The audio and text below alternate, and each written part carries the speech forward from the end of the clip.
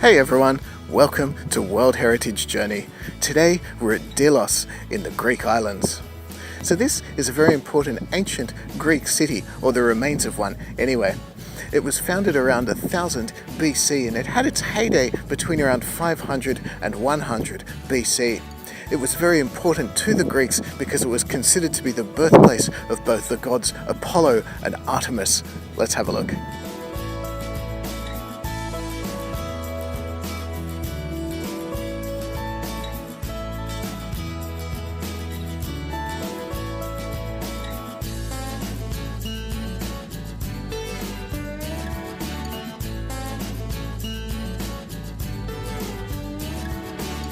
So this is one of the most famous spots in all of Delos, and it's the row of lions dedicated by people from Naxos.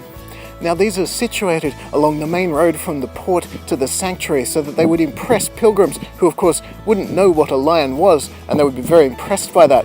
Now it's not actually known how many lions there were here originally. There's 7 of them now, but anywhere between 9 and 19 have been guessed at. The ones you can see behind me are of course replicas, and the originals are in a museum not too far from here. Except for one of them, because it was found by travellers from Venice in the 18th century, who of course took it back to Venice, where these days it sits at the entrance to the Venetian arsenal.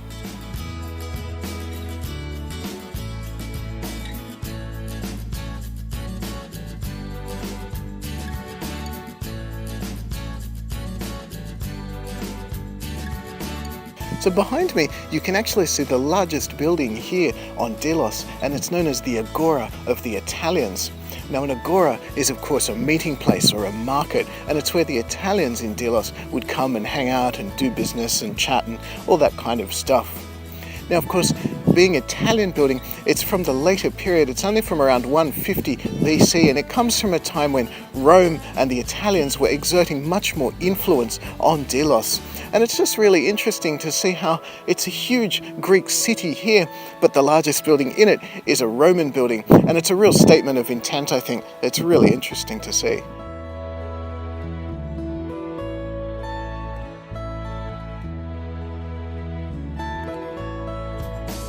So according to Greek mythology, Apollo and his twin sister Artemis were both born here on Delos.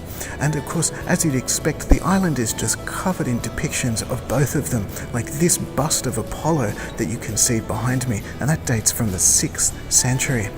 Now Apollo was the god of many things in the Greek pantheon, including things like the sun and light, medicine, poetry, music, healing, and many, many other things, and it's fascinating to see him depicted in so many places here.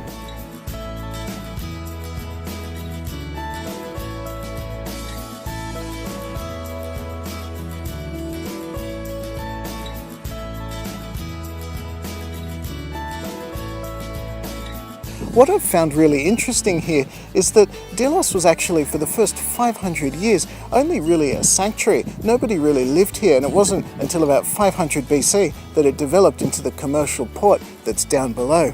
Because before that, it was just a sanctuary, but not only for Greek gods either. We're standing at the moment in a temple to Isis, who is of course an Egyptian god. And there's been gods from many other cultures as well. We've seen gods from Phoenicia and of course from Rome.